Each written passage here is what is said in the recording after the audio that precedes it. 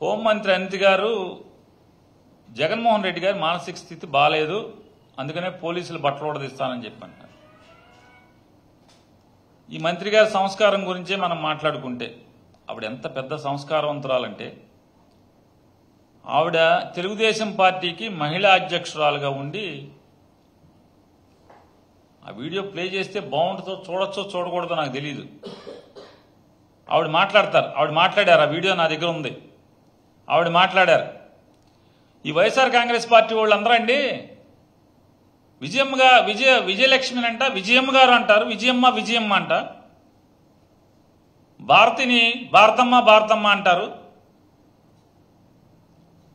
అసలు వీళ్ళ నాన్నలను అడగాలి కదా.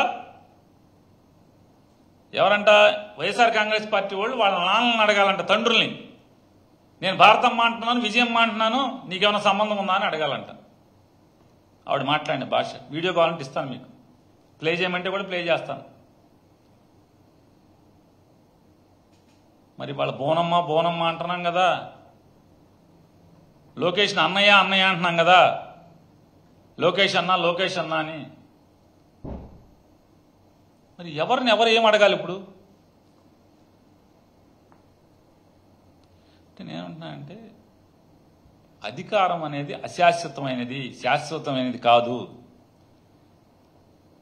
అధికారం ఉన్నప్పుడు చాలా జాగ్రత్తగా, మాట పొందికగా, 10 మంది మెచ్చుకునేట్టుగా ఉండాలి తప్పితే, పదవి కోసం ఏ మాట అయినా మాట్లాడతారు అనేటి ముద్ర ఎంచుకోవటం వల్ల మన పతనానికి నాంది తప్పితే, మన పతనానికి కారణమే తప్పితే అది మంచిది కాదు అని వారికి హితవు చెప్తున్నాను. మంచిది కాదు అని హితవు చెప్తున్నాను.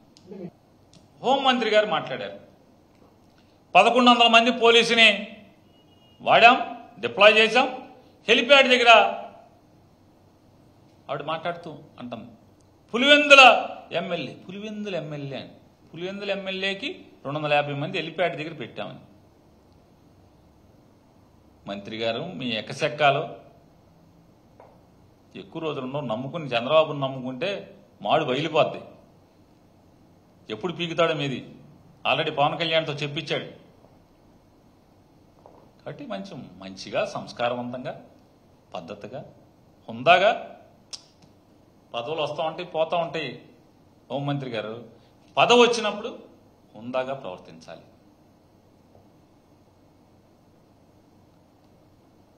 పులివెందుల ఎమ్మెల్యే అయితే మీరు రాష్ట్రం అంతా ఎవరి మీద మాట్లాడారు? మీరు రోజు 175 నియోజకవర్గాల్లో జగన్మోహన్ రెడ్డి గారిని తిడతామే మీరు. మరి పులివెందుల ఎమ్మెల్యే అయితే 175 నియోజకవర్గాల్లో ఈ పులివెందుల ఎమ్మెల్యేనే మాకు ప్రత్యర్థి అన్నట్టుగా మీరు ఎందుకు ప్రవర్తించారు? చంద్రబాబు నాయుడు గారు, మీ నాయకులు ముగ్గురు, చంద్రబాబు నాయుడు గారా, పురంధేశ్వరి గారా, పవన్ కళ్యాణ్ గారా, ఈ ముగ్గురు ఎవరికి వాళ్ళకి తెల్లారులేసి కళ్ళల్లో మెల్లేది. మరి పులివెందుల ఎమ్మెల్యేలే అని చెప్పి పడుకోవచ్చుగా మీరు అందరూ. అతని గురించి రోజు ఎందుకు భజన? మీకు రోజు భజన కార్యక్రమమే కదా అందరూ కలిసి, ఎందుకు?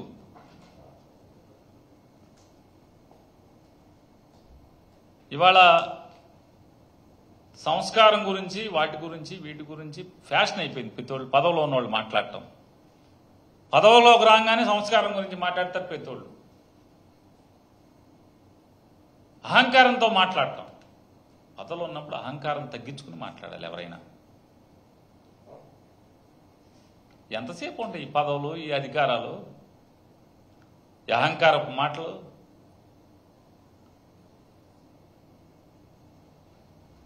చెప్తారు ప్రజలు, కంగారు ఉంది పులివెందుల ఎమ్మెల్యేనా లేకపోతే ఇంకేంటా అనేది చెప్పే రోజు వచ్చినప్పుడు ఖచ్చితంగా చెప్తారు, ఏం కంగారు లేదు. ఇక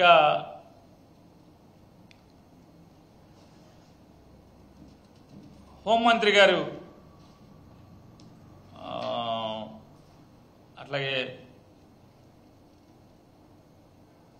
బట్టలు ఊడదీస్తా ఉన్నారు పోలీసులు అని చెప్పన్నారు.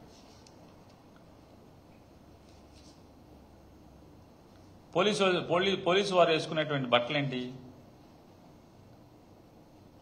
కాకి బట్టలు వేసుకుంటారు. మనకులా రంగు సొక్కా వేసుకు తిరగరు కదా.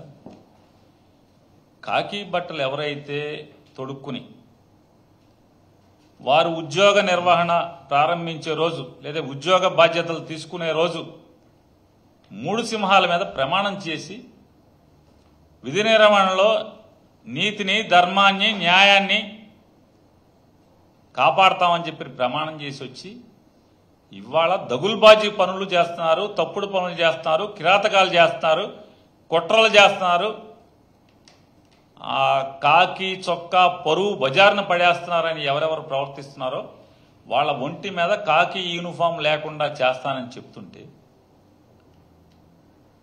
ఏ తప్పేంటి అని అడుగుతున్నాను. అటువంటి పోలీసులు కాకి బట్టలు వేసుకుంటాక అర్హులా అని అడుగుతున్నాను. ఎలా అర్హులు అని అడుగుతున్నాను. ఈ FIR zone Thopudurthi Prakash helicopter మీదకి జనాల్ని తీసుకొచ్చాడు, బదలు కొట్టించాడని చెప్పాను. ఇదే ఈ తప్పుడు రాతలు అంటే ఎఫ్ఐఆర్ కట్టిన వాళ్ళని నేను ప్రశ్నిస్తున్నాను. ఒకసారి జగన్మోహన్ రెడ్డి గారు చాపర్ హెలికాప్టర్ ఇంకా రాకముందు పోలీసులు తమ సొంత మైక్ని తోపదుర్తి ప్రకాష్ రెడ్డికి ఇచ్చి ఏమని మాట్లాడించారో ఒకసారి చూడండి. ఒకసారి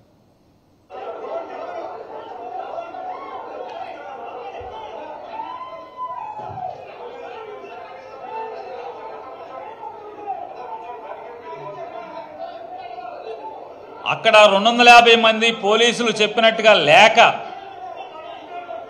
పోలీసు ఫోర్స్ సరిపోక తోపదుర్తి ప్రకాష్ని బతిమాలుకుని మైక్ ఇచ్చి అరే బాబు మీ వాళ్ళందరినీ చాలా ఆవిడ ఒక మంత్రి గారు అంటున్నారు 600 మంది వచ్చారు, 600 మంది వస్తే ప్రకాష్ రెడ్డిని బతిమాలుకుని మైక్ ఇచ్చి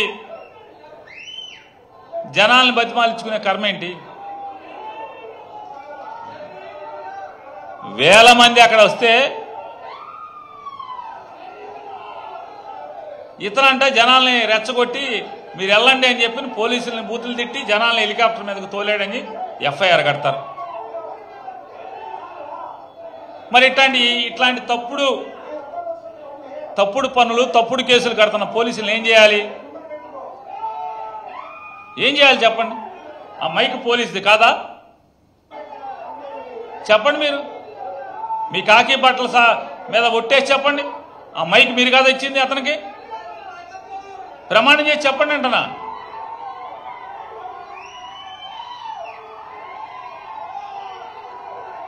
మీరు అతన్ని సాయం కోరి ఇన్ని వేల మందిని మేము కంట్రోల్ చేయలేకపోతున్నాం, తక్కువ మందిని మెన్నేశారు మా దగ్గర ఇక్కడ, అతనికి మైక్ ఇచ్చి జనాల్ని బతిమాలమని కంట్రోల్ చేయమని ఇవాళ తోపదుర్తి ప్రకాష్ రెడ్డి మీద మీరు ఎఫ్ఐఆర్ కడతారు. మరి ఏం చేయాలి?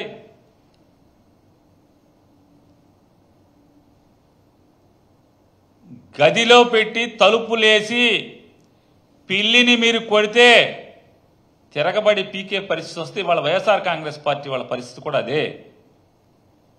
ఈ తిరుగుబాటుకి కారణం అదే.